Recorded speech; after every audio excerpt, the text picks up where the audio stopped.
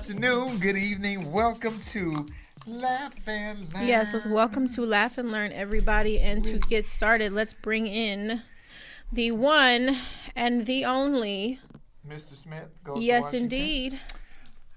The one and only.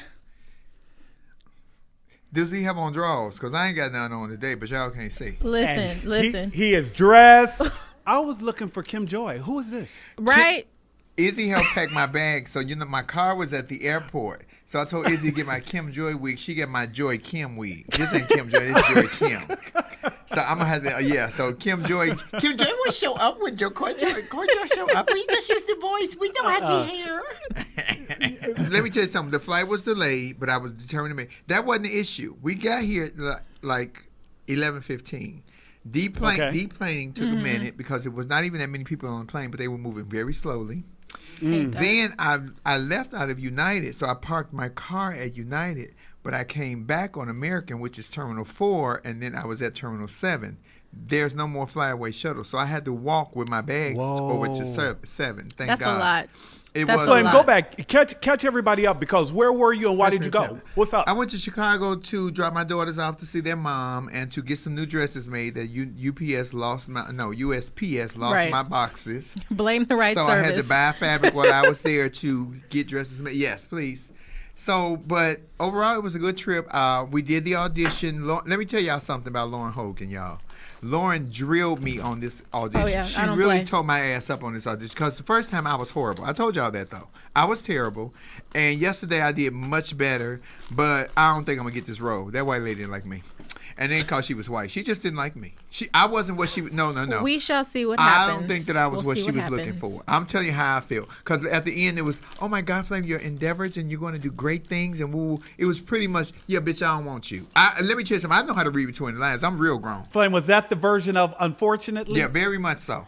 We'll see. Okay. We'll see. Right. I'm expecting a call today. We'll see what happens. See, Lauren has an optimistic output on it. I'm telling you, I heard what the lady was saying. Yeah. Oh, you're going to do wonderful things in your career. You're great. You're like, yeah, you just want to be doing something wonderful with this project. And it's fine. Like I told Flame, everything happens for a reason. Everything's a learning experience. And it just may not be this opportunity, but there'll be other things that come. I am a walking testament to that. And I agree with you, Lauren. I think that Flame, more often than not, underestimates the value that she brings into a room. I think that sometimes that mouth kind of tells Flame what Flame wants to hear, but the rest of us see more than that, and those who get to interact with her know exactly what Flame can bring to the table. So exactly. I believe that. Can I bring a comb to the table? Because this hair is not... You know what? You know who I look like? Remember in Steel Magnolias when Julia Roberts told her mama, who was the mama, Sally Field, your hair, man, how you want your hair done? Just make it like a football helmet. I'm feeling like the football helmet. Feeling like the football helmet. Good morning, Nick. What? I'm sorry. Good afternoon. Let's start over. We get started now. Yeah, we're going to Good afternoon. Well, we had to bring him up to speed, baby. Absolutely. Good afternoon, Flame. Good afternoon, Lauren. Good afternoon. I think we'd be remiss if we did not start off with the historic events of last week, right? And I specifically want to point out just the amount of joy I felt. And I said to you, Flame, am I being melodramatic again or overly sensitive like you often criticize me for, with feeling like maybe the weight of the world had been lifted on Wednesday? Yeah. I said when it happened, the day before it happened, I said I would like for a rainbow just to circumference America, to show us that, wow, there is going to be a pot of gold at the end of this rainbow. Now, it might not be gold, but we'll take what we can get right now. If we'll take a stimulus. It ain't got to be gold. I'll take that stimulus. Anywho, but when somebody painted that picture and they had all the Michelle Obamas and the Nancy Pelosi's and with all the colors and the young lady, Gorman, all these beautiful colors and all these different flavors of people. When I say flavors of people, I'm talking about it looked like an ice cream company with so many different colors. It was so great to me. So that it made me feel inspired. And I said on my post that we have been in some shit. We still in some shit. The difference is we now have shovels. Yeah, I think as a whole we all went like yeah. On the 20th. I think that's what everybody did. We kind of just exhaled a sigh of relief, and we were all thankful to just see what our future almost is. It's going to hold, you know what I mean? So I know I was watching Kamala Harris, put her hand on that Bible and swear in her oath. I was overjoyed, overwhelmed. It was a myriad of feeling, that I had for me. But I think as a whole, we're now just finally saying, okay, things are going to get better. We're going to be okay. We're going in a better direction, hopefully. And within the first, I would say, 5 days of the Biden administration, there's so many things that he's already doing to overturn what Trump did. Flame, you and I talked about this on your way here today, was that he lifted the military ban against the transgender community today. Woo! So fight on, sisters, fight on. Yeah, and he's electing and brothers, and he's electing someone who's a transgender to the position of assistant health secretary. So he's making a lot of strides in the right direction to be as inclusive and diverse as possible. And let me speak on that inclusion from the Joe Biden aspect. Thank you, Mr. Biden. Thank you, President Joe Biden, for the inclusion, because within our own community, it's not this much inclusion. We got to stop saying that they don't like us, they don't see us, they hate us. We have a trans senator, first ever in history this year, out of Pennsylvania, Philadelphia. Where's Delaware. she from? Delaware. We now have a transgender doctor. Now, mind you, the one that works as a senator in Delaware, she's lovely. The new doctor, she looks like George Washington, the original one, but she got the position. Let me say what I'm saying. We also have the ban on the military lifted for trans men and women to go back. We got to stop with this. They don't like us. They don't see us. We got to pick better battles to pick fights. So because if we're not voting collectively as a group, the trans and gay community, who's voting for us? Because this senator was voted in. Biden knew about this woman. Biden has been more than fair to women and women of color and all sexualities. Joe Biden is something. Y'all think Joe Biden and Jill Biden got it in on wedding night? I mean, on inauguration night. I'm sure Kamala and her man did. Y'all think Joe and Jill got it in? I'm going to say this, Flame. I think that we have a responsibility, honestly, as voters, to also still hold this administration accountable as well. Absolutely. Don't evade the question, Donald Trump. Do you think that Joe and Jill got it in on inauguration night? Oh, I don't know anything about that. Let me tell you something. You know Joe still got the juice. Remember when he ran to the Oh, podium? my God, Flame. Well, you remember when he ran to the podium when it was This time for is him not to do the Love debate? Lounge. It's This not is not Love Love Lounge, but this is real. People want to know. God damn it. I'm an American and I want to know. The fable say Joe and Jill went up a hill to fetch a pail of water. Jill fell down and Joe fell down on top of her. And baby, if they have another daughter, come on with it. I'm ready. What? So- you know what I will say about the inauguration, though, with Jill and Joe Biden, President Biden and First Lady Biden. That Bible she was holding, how big was that Bible? Did you see that? I'm like, I know her arms. That was a workout. Yeah. I'm like, that Bible was huge. But Kamala's Bible was what? Whose was Kamala's? I'm not sure who Kamala's Bible was, but that was the Bible that Jill was holding was like their family Bible that they've had for years. Oh, no, because you told me that the Bible that Kamala Harris was sworn in on had never been touched by a woman. Was that you who told me that? I didn't tell you Oh, that. yeah, no. it had never been touched by a woman. I don't know that that's To be true, because I sworn think in.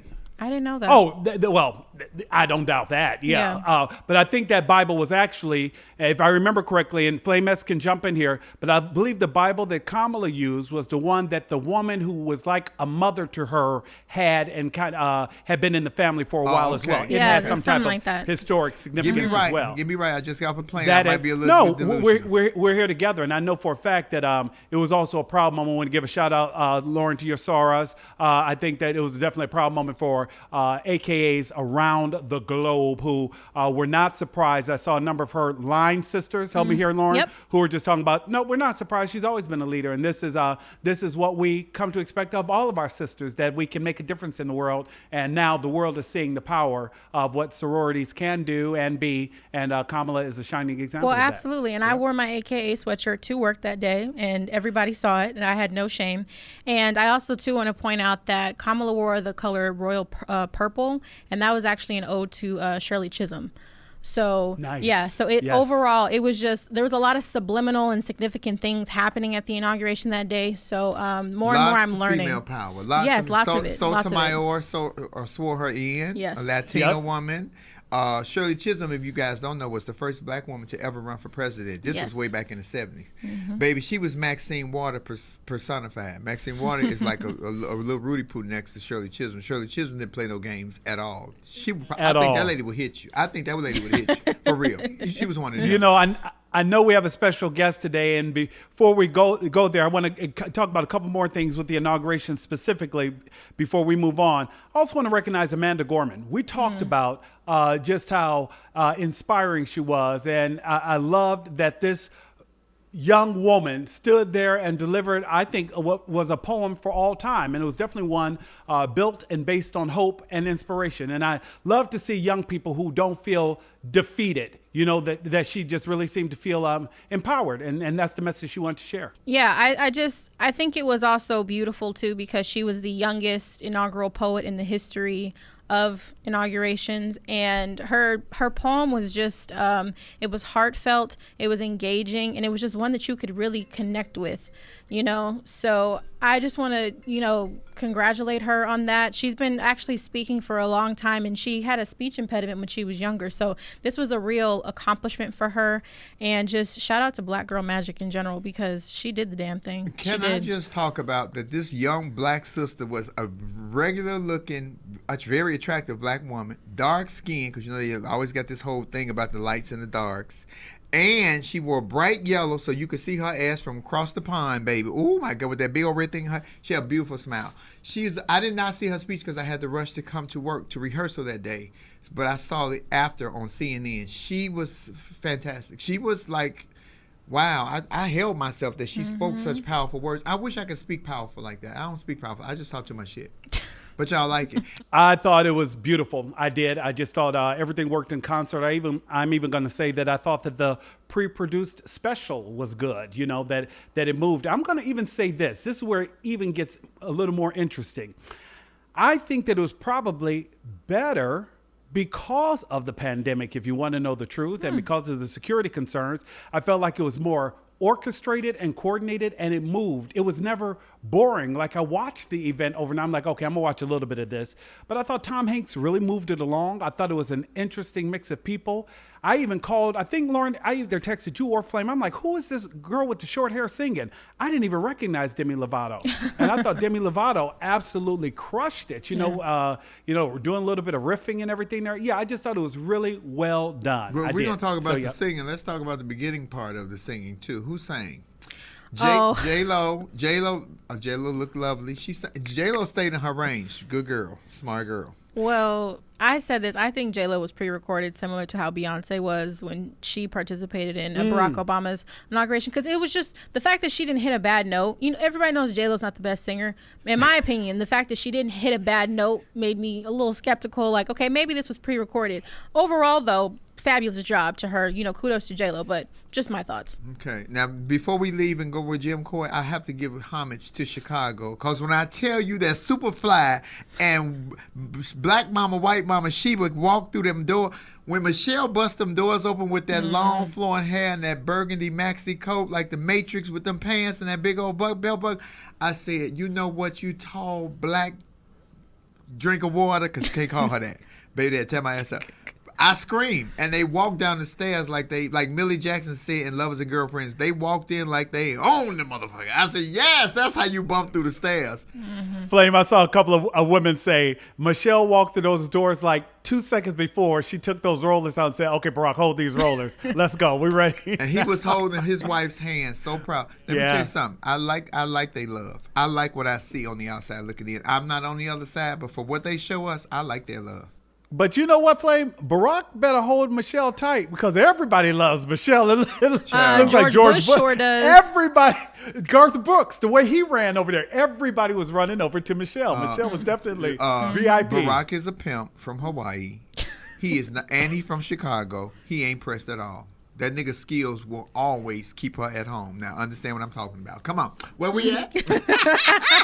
One of the topics we were going to talk about, and then we found out we had Jo Koy as a special guest today. We were going to talk about the working homeless, because one of our Instagram followers sent me a message saying that they had taken a Lyft ride, and they could just tell something was off with this driver. And this particular driver had been living in their car, and they said, hey, Nick, I was not going to report them, but it just reminded me that there are still people who are struggling right now, and that just because we have a new administration, we can't forget the fact that there are those who are still struggling struggling, still in need of assistance and support in many different ways. So let's just keep that in mind, and we'll do a deeper dive on that. Wait a minute. He was living in the car and driving Uber. That's called rolling over in bed and just let me go to work, and you just sit up and start driving. Let me go to work. You just sit up and start driving. But it's Flame. It's an acknowledgement to that we were talking about that. There's some people who are just trying to make it the best way that they can, and it's just it's still tough for a lot of people. And one thing I do want to just touch on really quickly before we get into our special guest, we did want to make sure that we honored and recognized the legendary Hank Aaron as well. He was a phenomenal baseball player who just passed this past week. Just giving you some facts about him. He was born in February in Mobile, Alabama, and he wasn't actually allowed to play organized high school baseball because it was whites only. But despite all of, the racism and all of just the criticism that he received, he was the National League MVP in 1957, the same year that the Braves won the World Series. He was a 2-time National League batting champion, a 3-time Gold Glove winner in the right field, and a record 25-time All-Star, earning that honor every season but his first and his last. So we would be remiss if we didn't pay homage to him, say thank you for all of your accomplishments, thank you for all of your civil rights activism, and thank you for paving the way for others to be able to be in this profession and excel in this sport. Is that why they tried to tear the Capitol up last week? Because those white-only signs will be becoming a thing of the past, that we probably will never see them again? Who knows? There's a myriad of things that led to that. I wasn't expecting an answer. I was just, throwing out a, you know how we do. Yeah. But interestingly enough, too, and, Nick, please chime in if you have any thoughts, though. Hank Aaron also received the COVID vaccine on January 6th and passed away 2 weeks later, which people are kind of drawing a bit of a, I don't know if we're going to call it a conspiracy theory, but they're drawing a parallel to say he was 86 years old, got a COVID vaccine, and 2 weeks later, he passed away while he was sleeping. So, yeah. I think, in all honesty, I think that, like you and I kind of talked about before, I think out of respect to the family, I understand that is definitely circulating online. But I think that out of respect to the family and out of deference to what we do not know, since this man is indeed someone who deserves that level of respect, that until the family says that they believe that there's a link or some type of tie, I agree that I would avoid that as well. There, just simply because I don't know, I wouldn't want to compound their pain right now, because I think it has to be difficult too when you have someone who is what is considered by many to be a national treasure.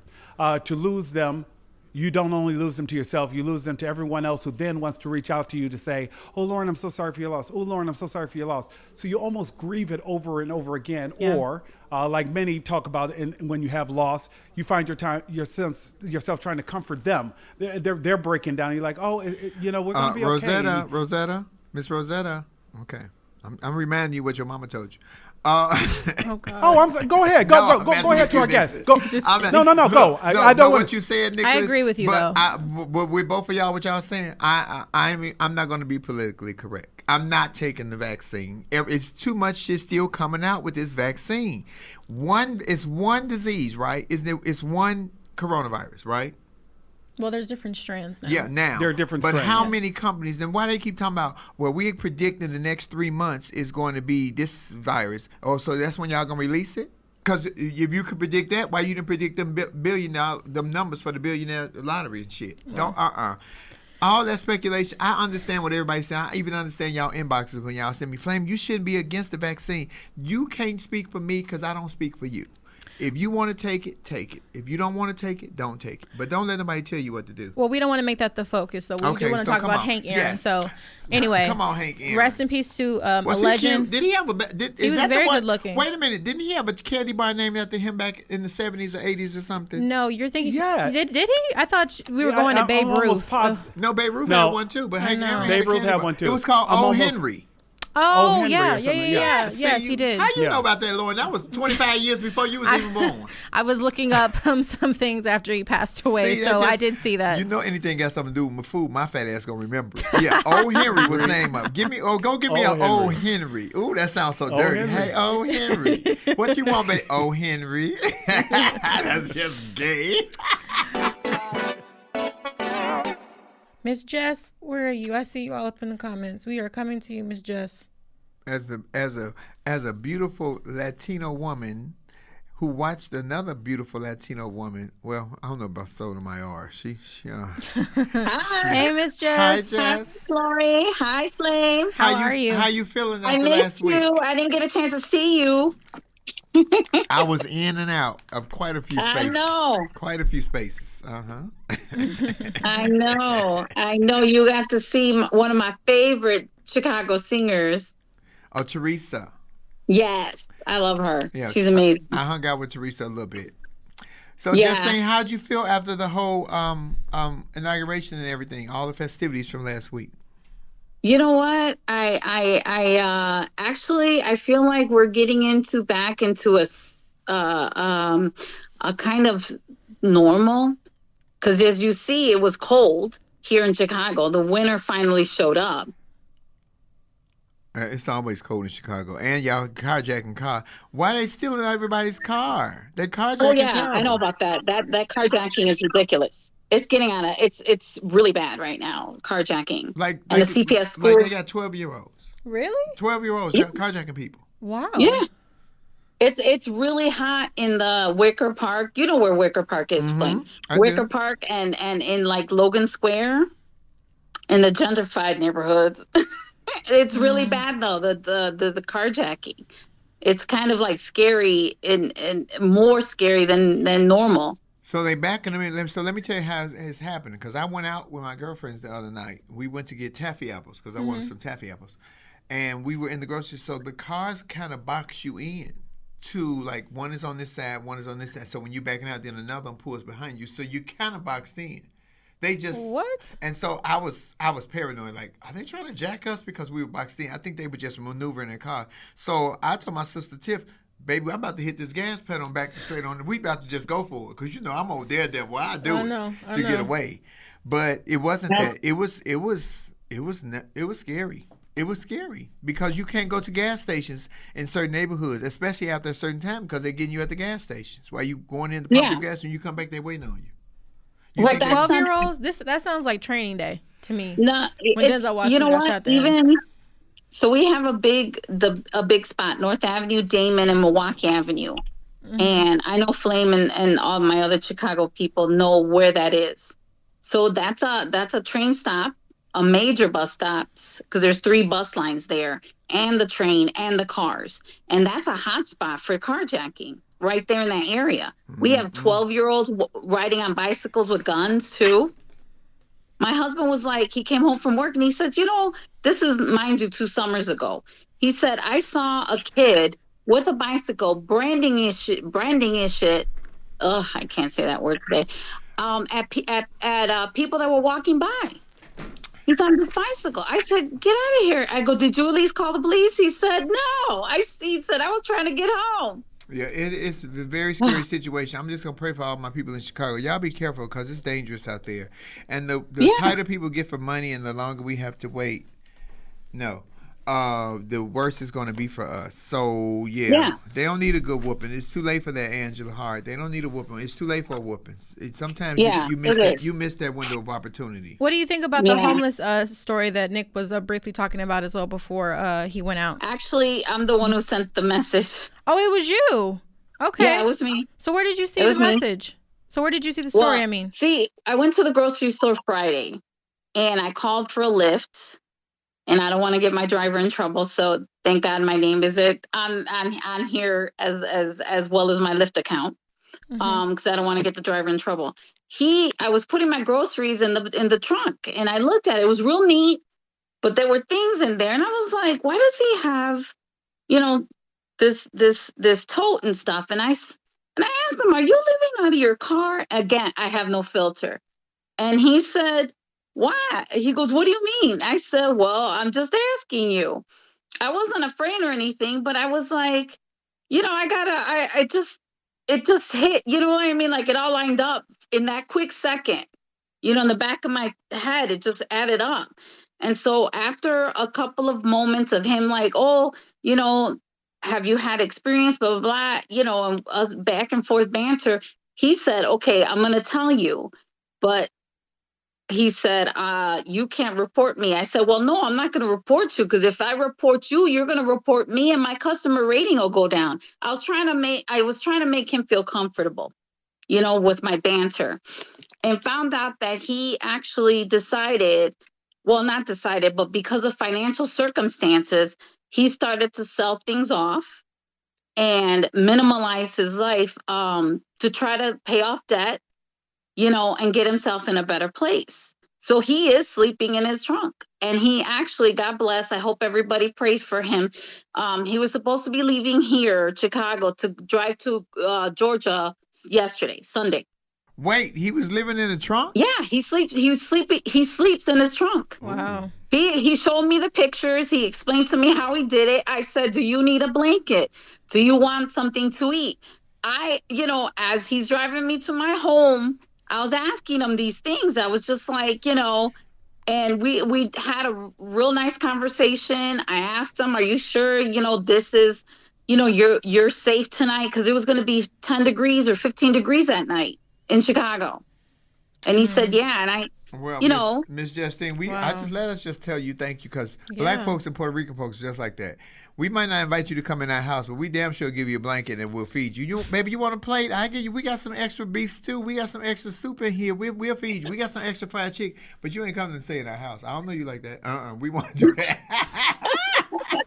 Thank you, Justine. I think I just saw our boy. We're going to bring our special guest on, Jess. Thank you for popping in with us. Thank you. Yes, thank you for having me. I'm glad you didn't report that man either.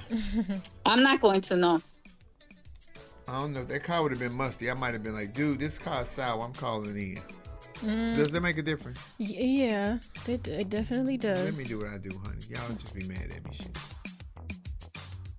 Ladies and gentlemen, please welcome to our show, To Laugh and Learn, our very special guest today, the one and only, the super talented, funny, smart, what's my word? Yang. Oh my God. I don't know if I like you without the glasses or with the glasses. Without the glasses, you look real sneaky, Joe. I like, I'll put that on. See, now you look like a teacher. I don't know. Now you look like a pedophile. Take the glasses Oh, back God, off. then I'll take them off. Well, hello, Look Joe. what I'm doing, Monroe. Look what I'm doing.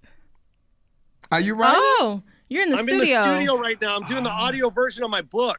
Very good. You're gonna win a Grammy for that. I'm speaking it to fruition. You're gonna win a Grammy for Please, that. give me that. Give me that You got Grammy. it. Let me start off by saying thank you so much for joining us today. I appreciate you. Can I just say something real quick? Sure. We had to schedule another studio time for reading this book, because I had no idea. I didn't know how to read. I had no idea. I cannot read to save my life, Monroe. I'm reading my own book, and we're adding studio sessions. This is hard. It's also emotional too. So it's like reading my own words and going and reliving what I wrote about is also just as hard, So it takes a toll on you mentally. Well, we all read differently, because you know what happens, Joe, when you write your like when you write your material, it flows once because you do it. But when you just have to read it cold, just like cold turkey, it can be a little rough. It can be a little challenging. At least you got your glasses on. I don't even have my real glasses on. I don't even. You can see read you. though. You can still read. All I see is your teeth. I don't see shit else. All I see is your teeth. You're ridiculous. Joe, you are so freaking hilarious. But you know what I love about you, the absolute most, that relationship that you have with your son. That is, when you talk about that, because I talk about my kids on station. When you talk about that, people always say those are jokes. There is always some truth to some of those stories, and you have to listen between to find out what is real and what is not. But dude, your hustle is like crazy. You got the Kevin Hart times. All you Asians got that good hustle. I always say that Asians got the most discipline. I think I'm part of Asian. I'm Kim Joy, but you ain't met her yet. I think it's just staying where I just don't want to be hungry, man. Like, I'm like, it took me this long to get here, and I really don't want to go back to selling shoes at Nordstrom Rack. So I'm gonna maintain this. And do what it takes to stay here. So, and this Joe, is you've hard, been doing though. comedy 30 years, right? 30 years. It's gonna be 31 here pretty soon. Yeah. See, people always think because they see you oh my God, he just a breakout comic. He just came out of nowhere. They don't know all the years that you be in the trenches and doing the hole in the wall clubs and getting walked out on by the promoters, and you was only getting $25, and then I got 10 for you. And oh my God, y'all don't know those horrible days. So it's very worth it when you come and say stuff like that. That it took you a long time to get here. You better, you better suck the bone marrow out the bone, Joe. Get it all. God damn it, get it all. Suck it dry. I know how you Filipinos do. I used to date a Filipino. Hilarious. I did. You are so funny. Listen, we were just talking about this with my son, because my son doesn't want to eat chicken anymore. And I was like, you got to see how the way my brother ate chicken is disgusting.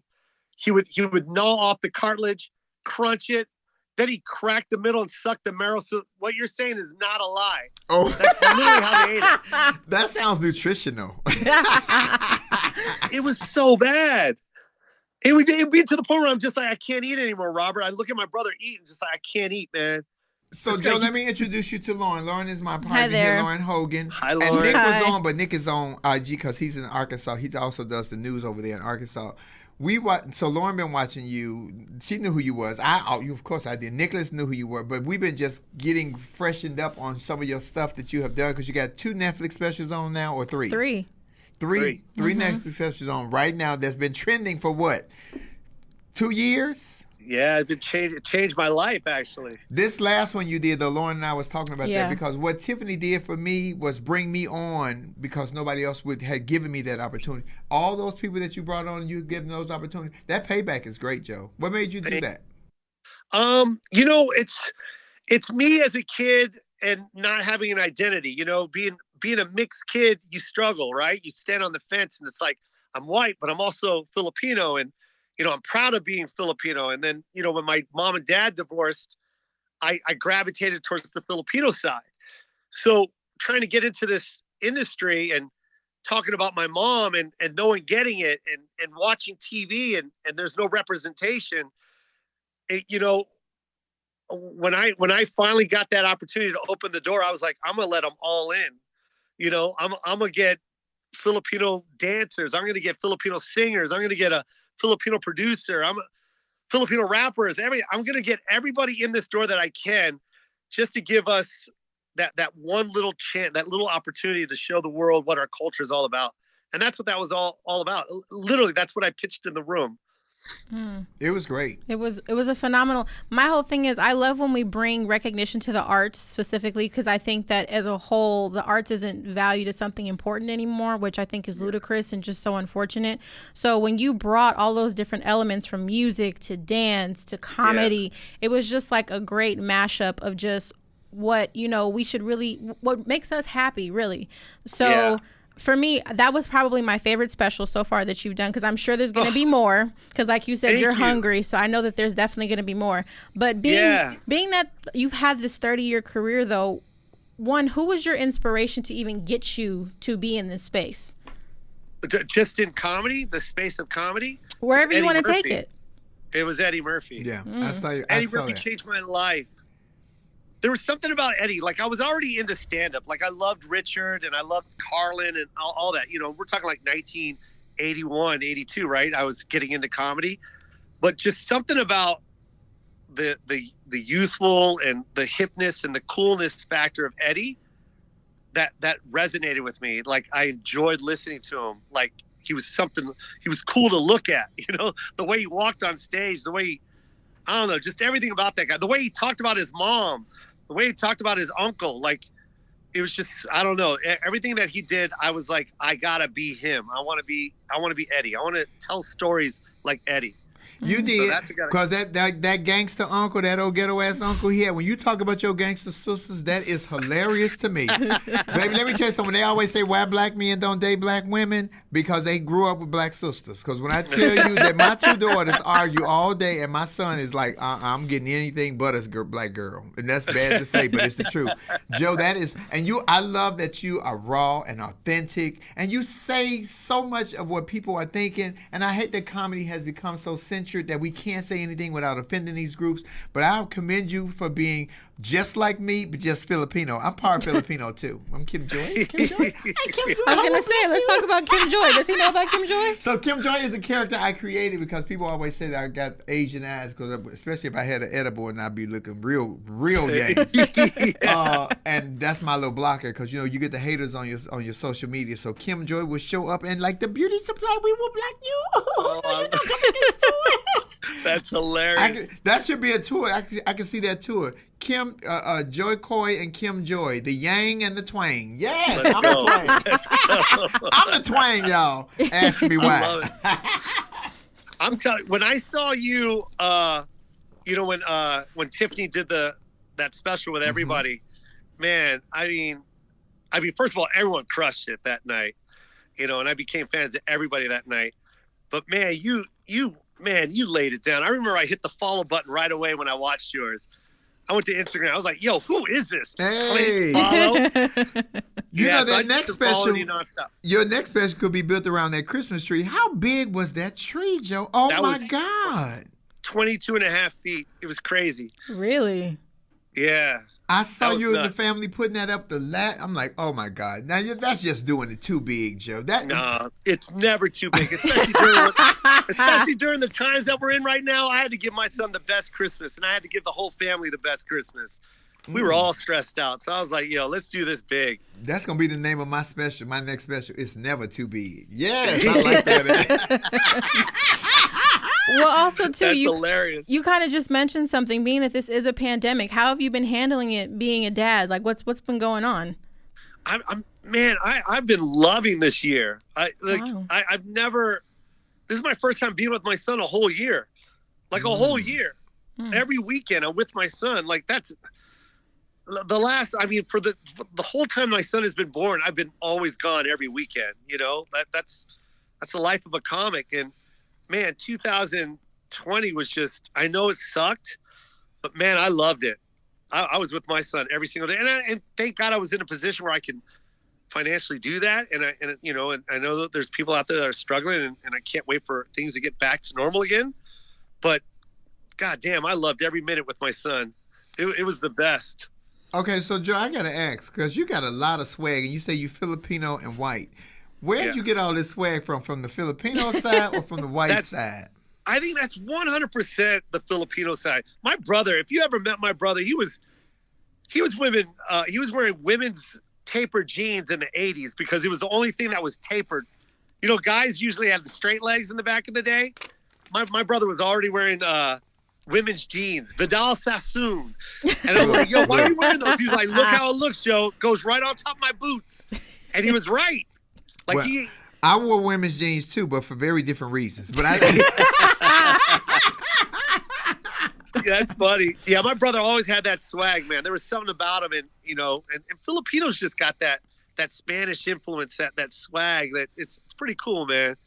So I've always been in touch with the culture, All right now. You know what's beautiful about that, because they always want to tell each culture that you need to do this to try to go with the flow of whatever culture is supposed to be the creme de la creme culture. And then you lose who you are. I never wanted to lose my blackness. I never wanted to lose my LGBTQ-ness, but it's only a little bit of that.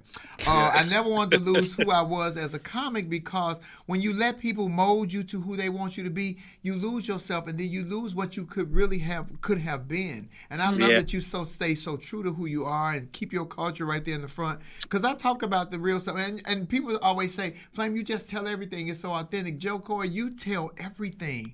That is what makes us love you, because when you talk about those stories about the mama and how you grew up and woo, we all have had hard times. We have different faces and different skin color, but a lot of us have the same stories, just from different nationalities. Similar but different.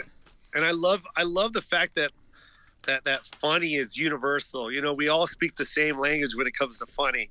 You know what I mean? Like when I tell my mom and how she disciplined or how she took care of me, and then getting a response from people that aren't Filipino, go, my mom did the same thing. I'm like, exactly, because moms are moms. Just my mom happens to be Filipino, but she's still a mom. She's doing mom shit. So, like, we can all relate. It doesn't matter that I'm Filipino, that you're not going to understand what I'm talking about. Filipinos are nicer though, because she let you stay till you was 28. In a black house, you got to about 23, and you on your own. No matter what, they gonna change the lock. They'll move the house. Fuck, change the lock. They'll They will move the move the house. house. Like a big spatula will come and move the house around to the 2 blocks over. You won't even know where it's at. Well, I think I live here. Hilarious. But speaking of your family, though, because I just watched In His Elements, your special, was that joke about your aunt true regarding your name? Joko? Yeah, was that true? Yeah. Wow. I just found that out. Really? I just found that out. I never knew what Jo Koy meant because her sister, my Ati Lynn, she called her Lengoy. That was her nickname. So she always called her Lengoy, and mine was Jo Koy. So I thought she just liked to put oys at the end of the names. And then last year or 2 years ago, she goes, I don't call you Jo Koy. I call you Joko. And I'm like, what? And I had no idea. And Wow. Ko means my. So in Tagalog, Ko means my, and then Joe. So her nickname for me is My Joe. And this whole time I thought she was calling me Jo Koy. I've been doing this shit wrong for years. It's paying off. Don't start That's what I'm changing saying. It names worked, and shit. though. Don't It start worked. changing names. Ain't nobody gonna come to see Jo Koy. We don't know Jo Koy. Or who is it? This nigga must be a knockoff of Right. Jo Koy. Yeah, no. We don't want the knockoff nigga. We want the Filipino brother. Mhm. Yes, indeed. That's so amazing that you didn't know that. But we actually have some people in the comments that are asking questions. So are you up for some questions from some of our Yeah. Flamettes? Okay. Here they come.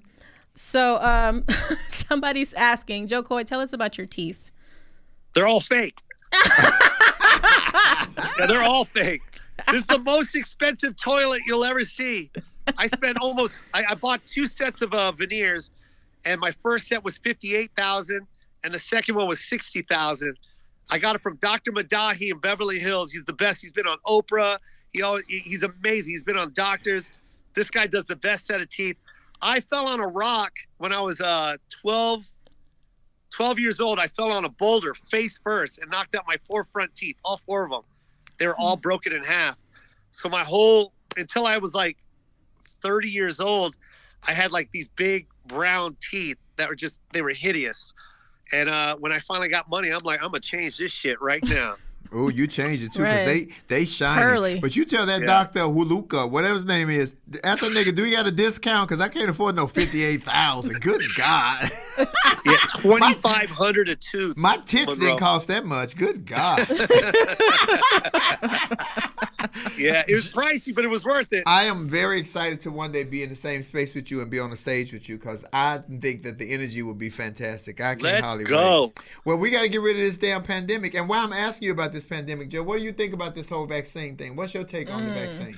I don't even know how to speak on that right now. It's a sensitive time right now.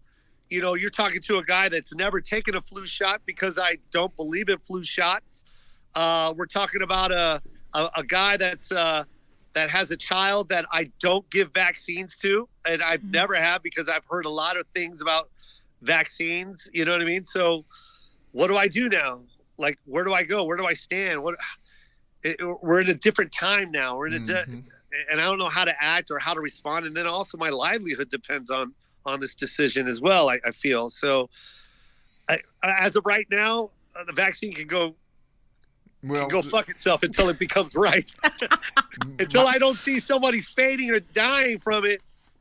I hear My that. mama told me, Quarantine myself in this little booth. my mama told me, when you don't know what to do, don't do nothing. So since you're not sure, don't do anything. Just keep doing what you've been doing, which is making us laugh and keeping that hustle on and taking care of that baby. Is that the only kid you want? You don't want any more? Yeah, he's my guy, man. He changed my life. So, and it's a great time right now. He's like finding he's finding what he wants to be in life, and it's just fun to watch him do that and be on the outside, like watching him make this decision, his life decision, and I'm enjoying it because I'm gonna support him. I ain't gonna be like my mom and tell him not to do it. I'm gonna support him on this. Joe, you ain't got but one kid. Your pullout game must be wonderful. My pullout game ain't shit. My timing is perfect. Right? Oh, Always you on time. you on the rhythm. You got that beat. Yeah. You know when to jump out like Chinese rope, jump in, jump out, jump side to side, jump on, jump in, jump out. Baby, I know when to jump in. I be forgetting to jump out on time. You know black folks don't do shit on time because we never had clocks when we was in the field. We had to wait for somebody to say it's quitting time. So don't nobody tell me it's quitting time, so I just keep going. Shit. Ooh, okay. Wait, so Joe, what's the name of the book? It's called Mixed Plate. So you have to actually read the book, but not standard. You have to put your own personality and spin into the. Because what do they call that with the verbal books? What is that called? An audiobook. Audiobooks. Yes. Audiobook. Yeah. Wow. I've been doing this all morning. Isn't it hard trying to pretend to be you when it's not natural? Isn't that hard? It's rough. Yeah, I'm telling you, people don't understand that. I believe you. And then hearing your own words and then having to like act them out, and then I got these guys in here and I know they're frustrated, but shit, it's hard. It's not easy. They got to check. They got to check. You got $58,000 teeth, nigga. I know they got to check. Shit. That's You're only hilarious. For the top set. What about the? How much was the bottom set?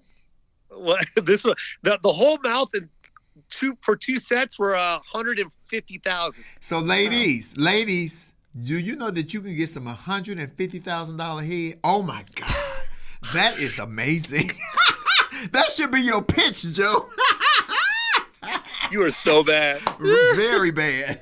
Yeah. Well, we're going to bring it back onto a bit of a serious note because I do have some other questions that people are asking too. I got one more announcement.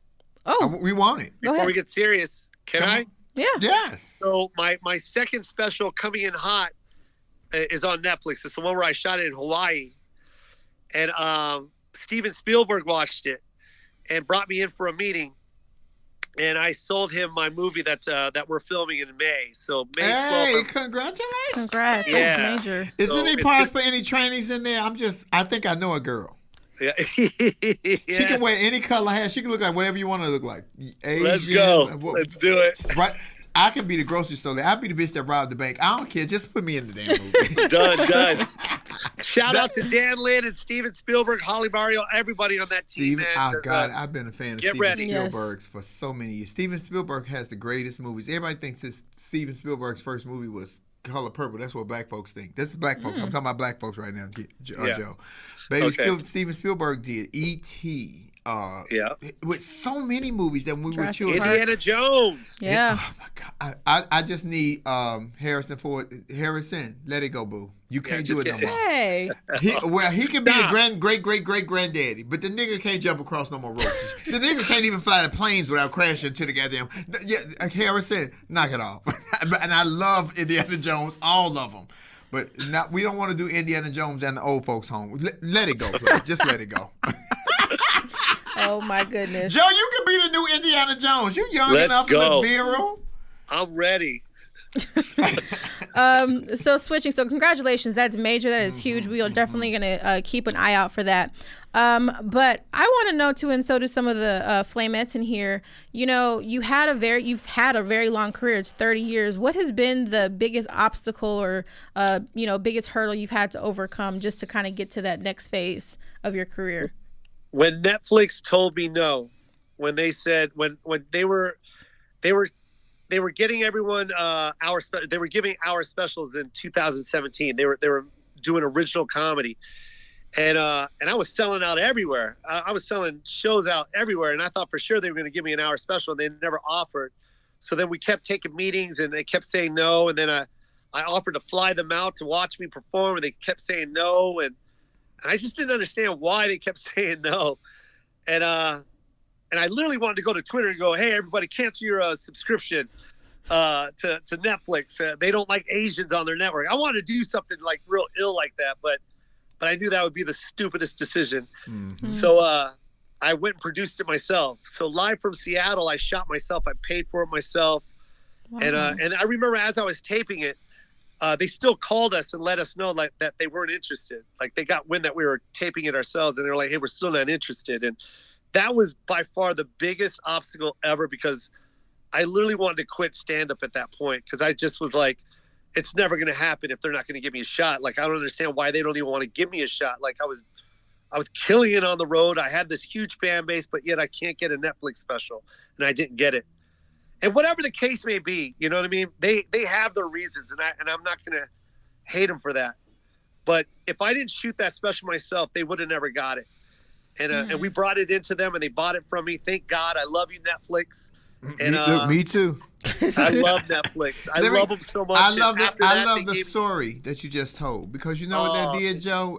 Me and Lauren just had this conversation. When somebody tells me no, it makes me angry, and you want to retaliate. But what it should do is put a fire up on you to say, you know what? You don't tell me no. You don't get the right to tell me no. I love that, because we just had this with a damn audition the other day, and I did much better than I did that first time. But that's great, Joe. Yeah, and so do you think that Fresh Off the Boat has opened up people's eyes to the Asian community? Because that show is funny as shit. I loved it. Oh my God, I love the whole crew over there. I love Randall Park. I love Melvin Marr, the producer, amazing. And it's just I'm just proud that was 7 seasons. I think it went 7 seasons. The mother, which is unheard of. The mother and the son was very you and your. When you talk about you and your mom, baby, the son was so ghetto and so hood. He was so funny. Oh my God, that little boy was so funny. That was. I didn't know Filipinos was. Y'all gangster. Y'all was just hood. I love it. Oh yeah, very gangster. I'm gonna go home and watch Don't Asian. cross no Filipinos. I'm gonna go home and watch me some Filipino porn just to make my day. But they're not gonna have $150,000 teeth. I'm just saying.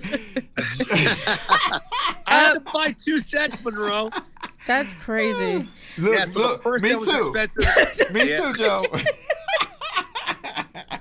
Hilarious. But I did want to backtrack though. So how did you end up getting your special on Netflix? Like, how did they approach you? What happened? They didn't approach me. I shot it myself, and then I cut it myself. And then I had my agent bring it in and just go, hey, watch it, please, just give it one more shot. And they watched it, and God bless that whole team, man. I love everybody over there. And mind you, I think there was a transition too, because the new cats that came in, Robbie Praw and Joanne and Robert Guillermo and God, there's so many names I want to shout out right now, but thank God they came in. Neil, they all came in and they saw that special and they campaigned and put it on that 2017 roster, man. And man, that changed my life, bro. That Live from Seattle changed my life. I went from comedy clubs to like selling out multiple theaters. I think I broke Mariah Carey's record in Hawaii for 24,000 tickets sold, like by a solo artist. Like, it was crazy. So when you speak about that, Joe, it's so much pride and so much happiness in your voice when that's great. So it's very authentic what you say. And that Joanne is a mover and shaker over at Netflix. Joanne will pick up the phone and say, done. And it's on. She got that kind of juice. She was at They Ready when we take They Ready. Tiffany Haddish, our boss, told me, I told her you were coming on the show. She's like, he want me to do his movie. I said, well, girl, tell him to do the movie. And tell him to write a part in for a tranny. But she said, I fucking love Joe Flame. He has so much energy. So Tiffany definitely loves you, Joe. She told me I love Tiffany. That's my girl, man. We go way back. I was just on the phone with her. Wow. So, that's why you was late. That's why you was late for my show. You was on the phone with her. See, no, audiobook. No, Joe was working. I know, but I'm messing with Joe. Working. I'm just trying to keep him on his toes. Say I was working for sure. We do have a couple more questions coming in of people want to ask you. So let's see. I want to know where you based out of. Where you based out of, Joe? I got 2 places, Monroe. You big time. I live in LA. I got a house in Laurel Canyon right here in Studio City. And then I got a house in Vegas, in Summerlin. And that's where my family's at. So I like to take my son there like holidays and summer. So that's where I go. Summers in Vegas? No, thank you for that heat. I can't. I love it. This is all. I love it. This is all silicone. I be melted like the Wicked Witch of the. That's a whole lot. I can't go too cold, then I freeze like the Tin Man. I can't get too hot, then I melt. I'm just fucked up all over y'all. I'm just telling you. It's just I'm falling apart, Joe. You're so funny. Another question we had though, because interestingly enough, this was also in your special. But somebody's asking, have you ever? Before you were famous, because you're famous, before everybody knew who you were people confused about your nationality, similar to Andrew Lopez on the show? Oh yeah, I mean, my first joke on the Tonight Show, I did that 17 years ago, and the first joke I said was I'm half white, half Asian. Oh wait, no, the first joke I did there is I go, I hate living in LA because when I tell people I'm Asian, they got the worst compliments.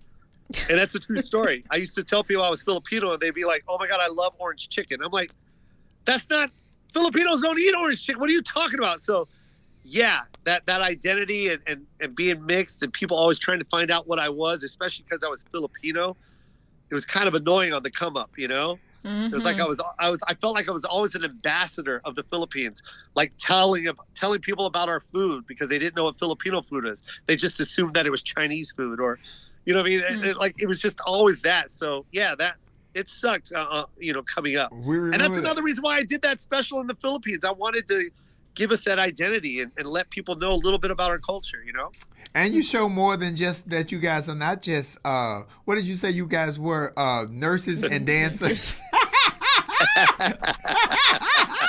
That was fun. Nicholas brought me sent me that joke this morning. I tickled the shit out of me. I said, oh my God, not nurses and dancers.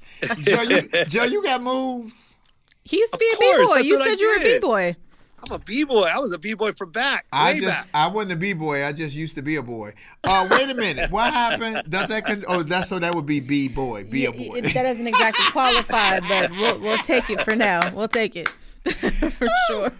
It is such a pleasure to have somebody who's because I love the comics because they say you can't do comedy in this room because you're trans or you're black or you're white or I love like what you said, that laughter is a universal language. When you're funny in any arena, they don't even have to speak English that good. They feel your energy. Joe, you got a lot of energy on stage. How old are you? 20? Good God. Yeah, I wish.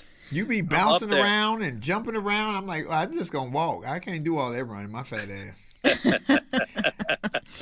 So tell us, too, what's next? So you just did the special. You're doing the audiobook. You got the movie coming out. What else is happening in the world of Jo Koy? I just signed another deal for another special on Netflix. So it's going to be my fourth one. They ain't called me yet. I don't know what y'all waiting on. Okay. Yeah. I'm gonna shoot that at the Forum. I want to shoot that at the Forum. Wow. I want to be there. Oh, I want to be there. So you have to let me know, Joe. I want to be in the. You should have came with Tiffany. I did it already. I sold 2 out right before the pandemic. I did 2 Forum shows, and Tiffany went up that night. It was amazing. Wow. We was working let me tell you something. The pandemic stopped everything with us. Cold turkey. Yeah. I worked on March the 14th. Had booking on March the 16th. Everything just shut down. Yeah, everything shut down. Well, for the Forum, you got to come. We got to make sure that we definitely there. have to be there. Baby, I want to be sitting in the front row. I'm gonna distract you. I'm gonna have my bullets out. Now I got 2 sets of bullets, Joe. You look high or you look low. I want you there though, Monroe. You got me, Joe. You there that anything anything you want me for, I'm right there, Joe. I love your comedy. I love your authenticity, and I love that you are not afraid or ashamed to be worried about who you offended. Because if it's fucking funny, it's fucking funny. Everybody's so worried about, oh, you can't say this. You're gonna bother this group. You're gonna upset. I don't give a damn. This was funny to me, and what they don't understand is, as a comic, it needs to be funny to you first, because then it flows better. Yeah. So you might be offended, but I don't care about you being offended. Laugh. That shit was funny to me. Yeah. Y'all might not laugh. I laughed. It was funny to me. That's so true. I'm hoping to get my 1 hour special. Tiffany is going to EP it hopefully, and I already have it written. We just don't have any stages to get out and do it. But I know it is going to be ridiculous, Joe. I'm going to do a wig switch, and I'm going to take y'all on a ride, because my new fan base is straight men, like yourself. Straight men have been loving me, and not in a sexual capacity, just that I can talk about that. I love my relationships that I have with men and with women. So I'm honest about it. Ain't no secrets here. I can't wait to see this. Listen, I'm going to be there for that one. Oh, yeah, Jo Koy, you got to be there. I might use you as a target. Let's go. And I think that's a good segue, too, though, because I know Flame has talked about not being on stage. So what are you doing to stay, fresh and up on your toes with your material? Writing, I'm writing that movie as well. And this, by the way, shout out to Ken Chang, one of my writers on the movie. But doing this, and not only that, I've been going up. I got to do I did 15 shows in Arizona at Stand Up Live. Because I'm writing this hour as we speak. And then Tiffany and I, we flew out to Yellow Springs and did Chappelle's show. Dave just tested positive for COVID. Yeah. God bless Dave and his family, y'all. Prayers out for Dave. I just spoke to his wife, and they're doing great, by the way. Good. Spoke to her yesterday. Good. Because Ida was with him last weekend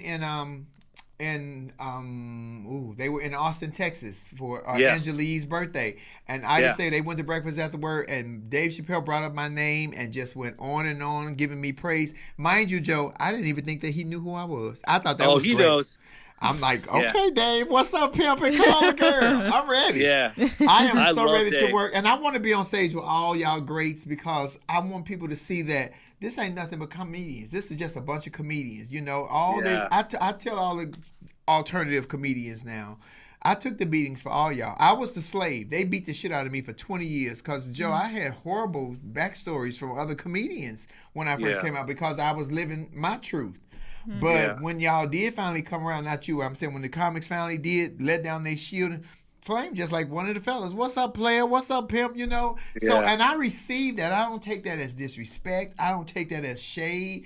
I waited on that to be one of the colleagues for years. I just wanted to be received as another comedian. Yeah, for sure. The titties and shit just extra. It costs you extra too, but it's just extra. Yeah. But I think a lot of people don't understand that about you and of course I feel me as well. You know, like we took a lot. Mm-hmm. We had to go through a lot, and now it seems like the norm now. Yeah. But like, man, if you were here 20 years ago, where you had to go up on a theme night, just to get stage time. Go do Asian Invasion, on Wednesday nights, you know what I mean? Do gay night, you know what I mean? Do whatever. They always had like theme nights, and it's like that was the norm back then. But now it's like, no, everyone can just be on the same stage now. It's as long as you're funny. That's it. Yeah, now, as long as you're funny, we broke the mold. Let me get my high five. Get my high five, Joe. Boom. We did. I told you, it's called the yang and the twang. Yeah, I like it. It really quickly too, just tell us what the movie's about, just so people know what to expect, because you said it's coming out in May. It's called Easter Sunday. It takes place one day. It's just one day at Easter Sunday, and it's got just complete chaos with my family. Every single it's going to be the most diversity you've ever seen. It's going to have everybody. It's going to have black people, white people, Latino people, Asian people. Everyone's going to be represented in this movie, and just what it looks like in my house on Easter Sunday, and that's what we're going to do. So wait a minute. So I didn't even know. See, that's something you're teaching us. I didn't know that Easter was big in the Filipino community. Oh yeah, that's really big. Easter Sunday is a really big day. So a lot of prayer, a lot of food, a lot of entertainment. What's the tradition? What's the traditional food that you guys eat? My favorite is chicken adobo, and I think everyone should try it. I keep pushing it. I keep campaigning it. If people would just try it, it'll become mainstream. I want it to be household. I went on Good Morning America promoting a chicken adobo. What's in it? It's basic. It's vinegar, it's soy sauce, a little bit of brown sugar, and chicken and garlic. And you can throw some onions in there. It's amazing. I'll make it for you, Monroe. Make it for me, but I don't want to kiss nobody right after. Good God, that sounds like that'll have your breath tart. But you bake it. Do you bake it though, right? Or do you toss it in? I bake it. Yeah. Okay, yeah. I figured you would bake so that. Good. We're going to have to try that. I'm going to have some there when I come to your 1 hour special. I'm definitely going to be there. Oh, I want to be there to see it because I want to see how it goes. And I'm going to be at yours. Yes, I'm excited. Netflix, did y'all hear that? Did you hear Joe? Joanne, if y'all don't, no, I'm just joking. No, yeah, Joe, I'll jump on. I'm excited. I'll jump on as EP. Oh, see? Uh-oh. Tiffany, girl, look, Joe, don't do that. You're gonna get me fired. See, then you gonna start some shit. Don't come on my page, start that bullshit. Tiffany will let me on. The more the merrier. Yours is all your specials are so, and I love that you have so much material. Now, how you use all of this? Because you have so much material. So, it has to be different material for each special. You just, from life and experience, or just going out, or do you actually sit down and actually write? Because some comedians are lazy. They just will not write. Yeah, no, I jotted down, and especially now, the material I had just from this year alone was amazing. Just seeing my son go from going to school to taking Zoom classes is just like the most unreal the most unreal thing I've ever witnessed in my life. You know what I mean? And the discipline that he's going through, and it's crazy. So I've been talking about that a lot, and just this whole experience. So yeah, I write just off of whatever life gives me, and hope that it's funny. But I'm not scared to say it. So, you know, if no one laughs, then oh well. You know what I mean? I guess I'll drop it, or I'll work on it more. But yeah, I'm continually writing. I can't stop writing. Yeah. I have to. Like on everything. And see, On I everything. might not write the whole story, but I write the bullet points because it always triggers me to know, oh, this is what I was going to say there. That always gets me going. Plus, Yeah, for half sure. the time I can't read my own handwriting, Joe. Look at my handwriting. Are you kidding me? I It's can't not- even read this. Hilarious. What is that, backwards? No. Wait a minute. Don't be talking about my education, Joe. I ain't scared of you. I was an educated girl and boy. I love it. We just want to tell you thank you so much for joining us. We appreciate you. And I can tell, I love that you got your new teeth because, nigga, you ain't stopped smiling since you hit this stage. Ladies and gentlemen, please make some wonderful love and give hearts and hearts and hearts for our very special guest, the very talented Jo Koy. Jo Koy, you got to let me know as soon as beforehand because, you know, I got to get dressed up when I come to your 1 hour. Oh, Done. you're going to be the star on stage, but I'm going to be the bitch in the audience. Understand that? Jo Koy got pretty teeth. I'm going to get me some $150,000 teeth. Okay. Shit. All right. And you have to pay for it separate. I wonder they got layaway. They might. They might. Do they got Finger Hut? Baby, Finger Hut, baby. Fucking with Finger Hut, you pay for them 6 times. Y'all are ridiculous. Flame, you are ridiculous. You know that, don't you? Let me tell you something. Do you think Finger Hut got fake teeth? Because, baby, let me tell you something. I get on payment plan. Shit. I'm gonna tell you something. My takeaway was Jo Koy also wants to be an EP on your our special. Period. I'm like that is awesome. Tiffany and Joe, yeah, Flame. I think yeah. Mm-hmm. I'm gonna get me some fans on the Asian community, baby, from Kim Joyce.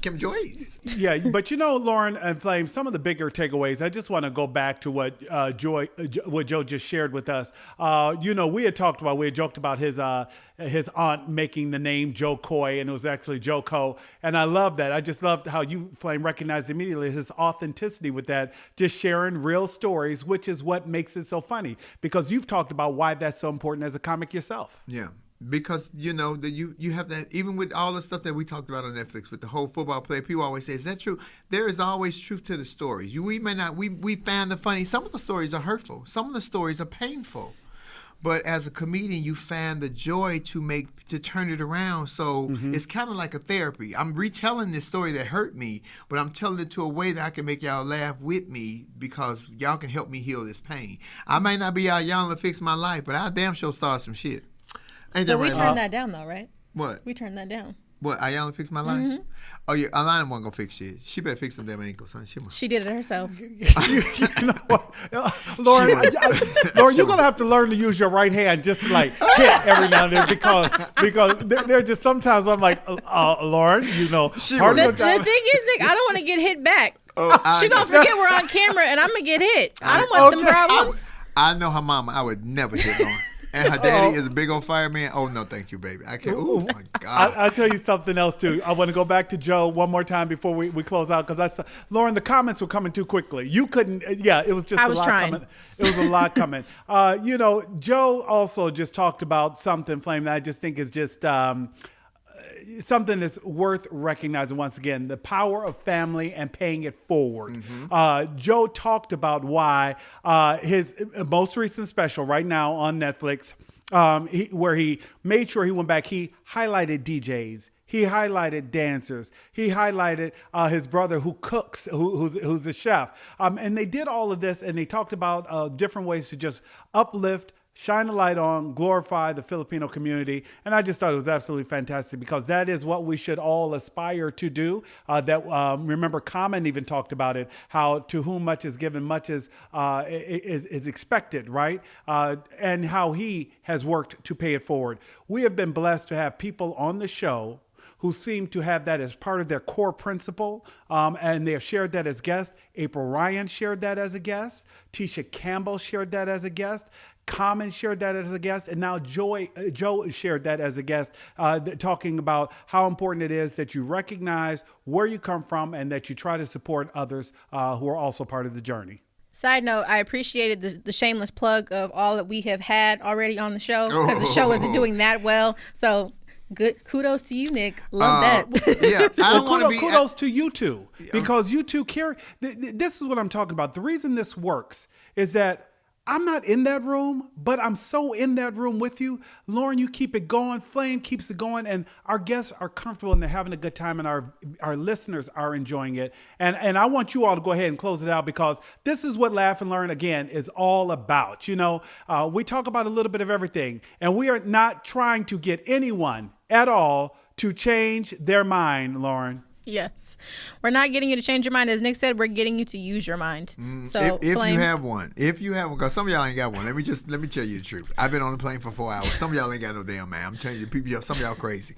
But understand me, that whatever your truth is and whatever you want to do, that's what you do. Shit, Jo Koy is living his life. And what you said, Nick, was great, because I'm not anti anything else. I am pro-black because I'm black. If I was Latino, then I would be pro-Latino. If I was white, I would be pro-white. That does not negate that I don't love all people, but I do love my culture because I'm part of my culture and I'm familiar with my culture.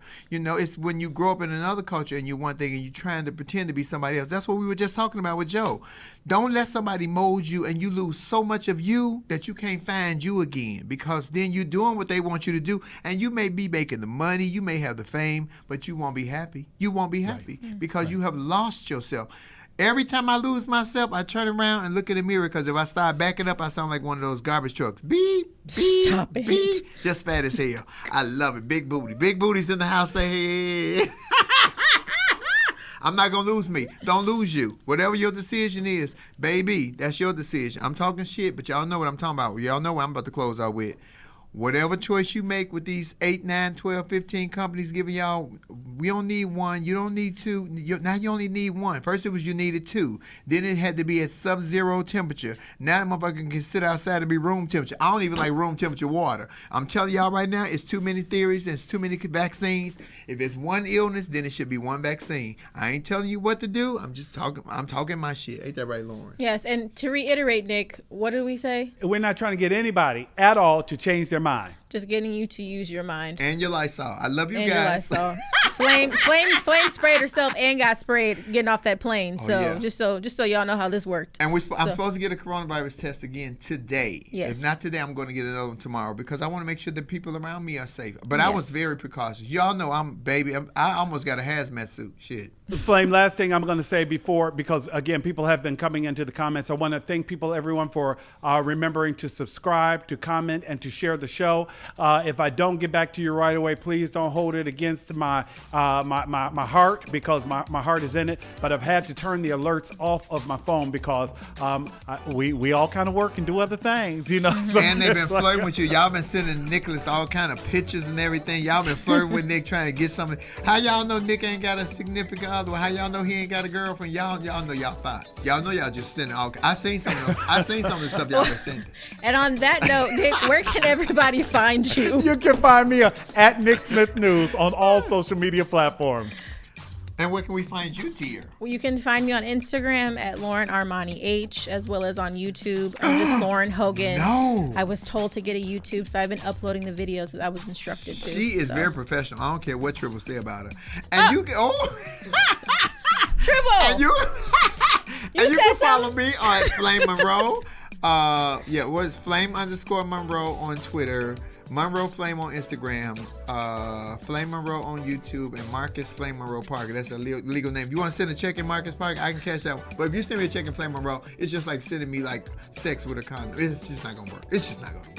It's just not gonna work.